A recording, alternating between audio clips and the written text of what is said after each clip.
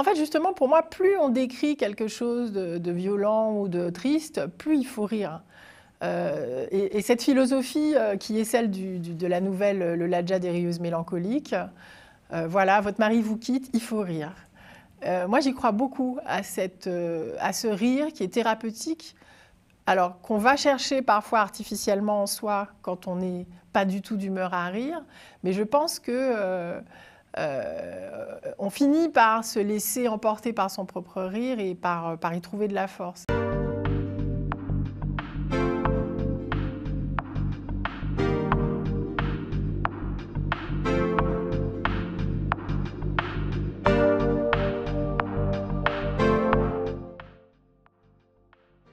Bonjour et bienvenue dans Lit Afrique.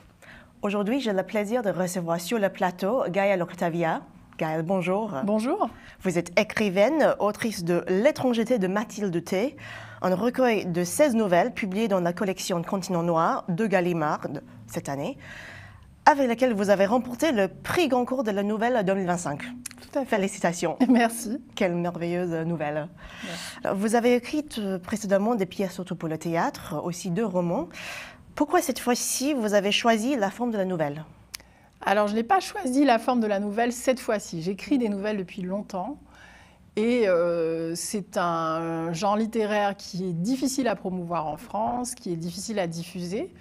Donc, j'ai des nouvelles qui sont parfois parues dans des revues, dans des recueils collectifs.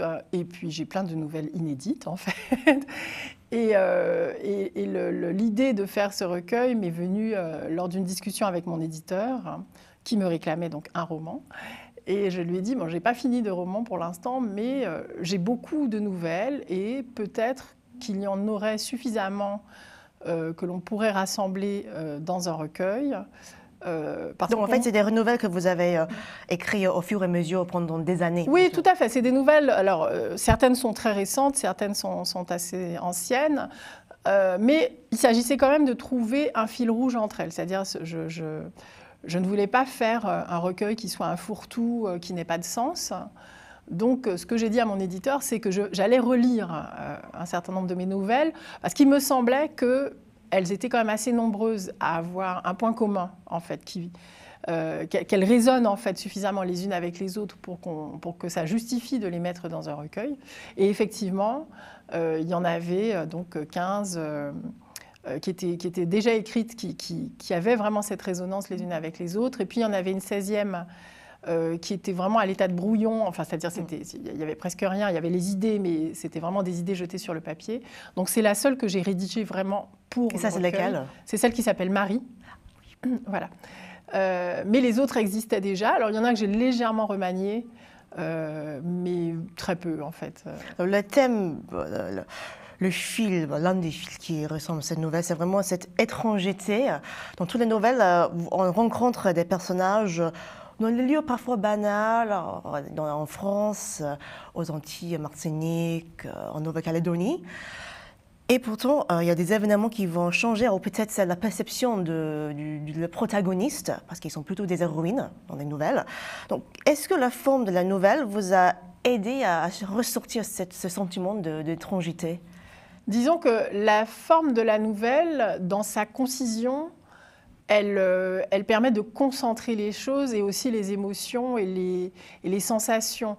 Donc elle se prête assez bien à poser des situations, par exemple, incongrues et à faire ressentir le malaise, par exemple, du personnage. Et en même temps, c'est des récits qu'on doit résoudre assez vite, puisque, encore une fois, ce sont des textes courts. Donc il y a quelque chose de très concentré et de très intense, je pense. Et enfin, il y a quelque chose de théâtral aussi, je trouve. Oui, tout à fait. Dans votre façon de tourner des événements, certains événements assez brutalement même. Oui, c'est ça. Mais là, effectivement, la nouvelle se prête à cette brutalité parce que c'est court et qu'il faut raconter les choses en peu de mots.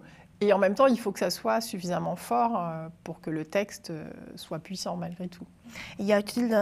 Pour vous, c'est quoi y a-t-il un lien entre l'écriture et la violence? Parce qu'il y a une violence subtile mais innée, je trouve, dans ces nouvelles. Alors, c'est la vie qui est violente, en fait, pas spécialement l'écriture. dans la mesure où finalement la matière, pour moi la matière du roman ou de la nouvelle, c'est l'être humain, hein, c'est la vie. Et la vie est violente. Donc, je ne crois pas que je cherche spécialement à décrire des situations violentes, mais souvent la confrontation entre deux personnages, elle est faite de malentendus et d'hostilité, qui parfois se résout, parfois pas. Je vais juste reprendre la première phrase de votre recueil, donc, qui commence donc, par la nouvelle « L'étrangeté » de Mathilde T. Et ça commence, alors j'ai rencontré Mathilde en 1995 à Paris. Nous avions 18 ans. Alors, bien sûr, c'est la fiction, mais il y avait quand même un côté autobiographique où nous, en tant que lecteurs, on a l'impression, parce que vous écrivez sur le fait d'être écrivaine, etc. Donc, y avait-il une intention pour vous de jouer, de mêler la fiction et la vie réelle? Tout à fait. Alors, effectivement, ces nouvelles sont de pure fiction, mais il y a toujours une petite pincée autobiographique, une allusion à un personnage réel. Alors, cette première nouvelle du recueil, L'étrangeté de Mathilde T., c'est l'une des plus autobiographiques. Alors, elle ne l'est pas clairement. De toute façon, la nouvelle est suffisamment peu réaliste pour qu'on suppose qu'il ne s'agit pas de faits réels. Mais le personnage central de cette nouvelle, enfin la narratrice de cette nouvelle, effectivement, me ressemble beaucoup. Ce qui n'est pas le cas, alors, il m'arrive d'employer le jeu, par exemple, d'offrir, je veux dire, ce jeu à des personnages qui en fait sont très éloignés de moi. Ça, c'est des choses que j'ai pu faire, notamment dans mes romans. Mais là, pour le coup, c'est un jeu qui me ressemble vraiment. Voilà. Et il y a une autre nouvelle qui est peut-être aussi assez autobiographique, c'est Soror Sororis, dans laquelle je parle de ma relation avec ma sœur. Et alors, encore une fois, j'exagère beaucoup, mais il y a un fond autobiographique. Un élément de vrai. Oui, oui. Surtout, j'ai vraiment remarqué que vous parlez surtout des femmes, des situations dans lesquelles les femmes se trouvent, la situation que nous, en tant que femmes, on reconnaît. Par exemple, là, il y a des grands-mères, des femmes sont des filles, des grands-mères, des sœurs. Vous évoquez aussi des angoisses comme la peur de vieillir, des tensions maritales, aussi les tensions entre femmes, la maternité, hein, surtout ça, c'est quelque chose que vous évoquez dans plusieurs nouvelles, comme Violente, Le Ladja, des rieuses, mélancoliques, Nola toujours.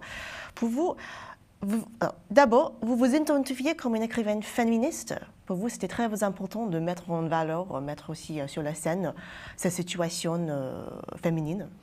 Alors, est-ce que je suis une écrivaine féministe? Ça, je ne sais pas. Je suis une féministe. En tant que femme, en tant que citoyenne, je suis féministe.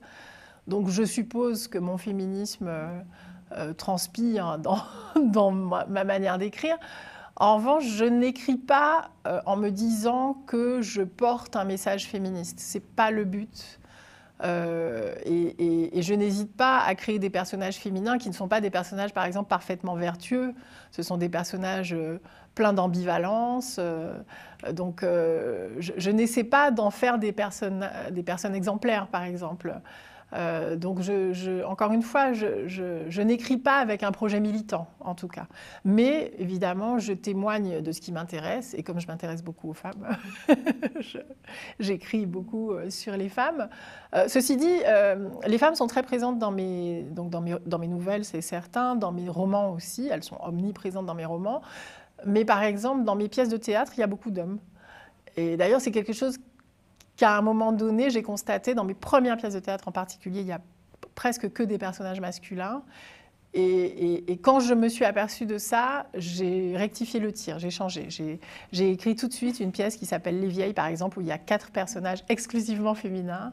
Et ma toute dernière pièce de théâtre, qui s'appelle La Belle Drive, qui est encore inédite, comporte 6 personnages et qui sont exclusivement des femmes. Parce qu'on rit aussi, je voulais savoir si l'humour ressort beaucoup dans ce recueil. Même dans des situations assez désespérantes, un peu violentes, on peut rire. Pour vous, qu'est-ce que ça apporte, l'humour? En fait, justement, pour moi, plus on décrit quelque chose de violent ou de triste, plus il faut rire. Et cette philosophie qui est celle de la nouvelle Le Ladja des rieuses mélancoliques, voilà, votre mari vous quitte, il faut rire.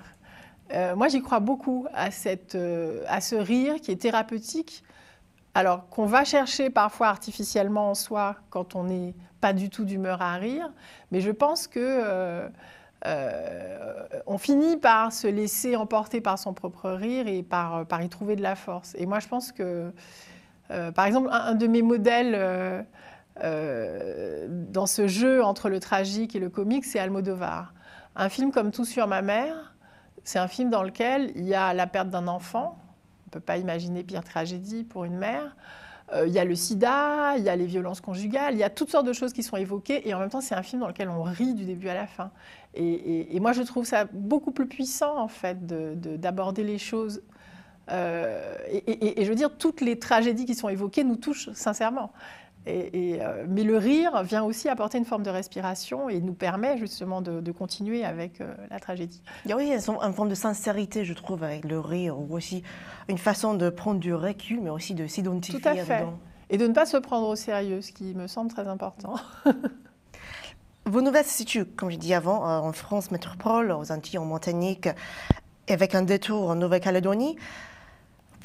Il y avait vraiment, je trouve, une façon d'interroger enfin sur l'identité française, surtout sur la pluralité de l'identité française. Oui, c'est une interrogation qui me vient naturellement, puisque je suis donc martiniquaise, donc française dite des Outre-mer, avec une perception, enfin je suis confrontée à la manière dont les gens me perçoivent, et en général, les gens ne me perçoivent pas comme française, puisque donc moi je suis née en Martinique, j'y ai grandi, je suis arrivée donc à Paris aux alentours de 17-18 ans, et j'ai constaté que la question qu'on me posait tout le temps, c'est d'où venez-vous, vous êtes de quelle origine, vous venez d'où, etc. Et donc forcément cette question de l'identité se pose à moi naturellement, enfin ça m'a presque été imposé d'une certaine manière, mais je trouve que c'est une interrogation qui est intéressante.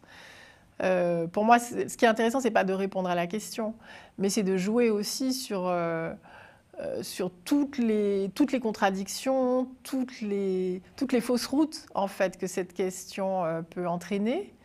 Et il y a plusieurs nouvelles dans lesquelles il y a ce jeu justement sur les apparences, notamment la nouvelle Les Gardiens de mémoire, où il y a un homme qui a un nom japonais et dont on comprend qu'en fait il n'est absolument pas japonais. Enfin, voilà. Et moi j'aime bien ces malentendus-là, en fait. Nos visages racontent des choses, mais notre vécu parfois est très éloigné de ce que les gens projettent sur nous. Une dernière question. Vous avez une nouvelle qui s'appelle « Pour une algorithmique de la relation ». Dans l'ère des réseaux sociaux, de l'hyperconnectivité, du manque d'attention, est-ce que la nouvelle est une forme d'écriture qui s'adapte mieux à cet environnement? En tout cas, oui, il y a la question de la brièveté, mais je pense quand même que la communication telle qu'elle se fait sur les réseaux sociaux, pour moi, est extrêmement problématique, justement parce que ce qui s'y passe, il me semble, c'est tout le contraire de ce que moi je veux faire. C'est-à-dire que moi, je veux absolument continuer de questionner les choses. Or, en général, sur les réseaux sociaux, les gens arrivent avec un avis préconçu et n'en changent pas. Voilà pourquoi il est en général assez vain d'essayer de discuter, par exemple, de politique ou quoi sur les réseaux sociaux. On ne change pas d'avis parce que sur les réseaux sociaux, justement, les gens arrivent avec un drapeau quelque part. Ils arrivent avec une conviction forte et leur but, quand ils expriment leur conviction, ce n'est même pas de convaincre, mais simplement d'affirmer l'appartenance aux gens qui pensent ceci. C'est vraiment extrêmement polarisant. Et pour moi, la littérature n'est pas censée faire ça du tout. Elle est censée justement être ouverte à la question et accepter de se remettre en question et de questionner les choses sans fin presque. Merci beaucoup, Gaëlle Octavia, d'être venue aujourd'hui pour parler de votre livre, votre recueil de nouvelles, L'étrangité de Mathilde T, publié par Gallimard. Merci beaucoup de votre invitation. Et merci à vous de nous avoir suivis. Au revoir et à bientôt.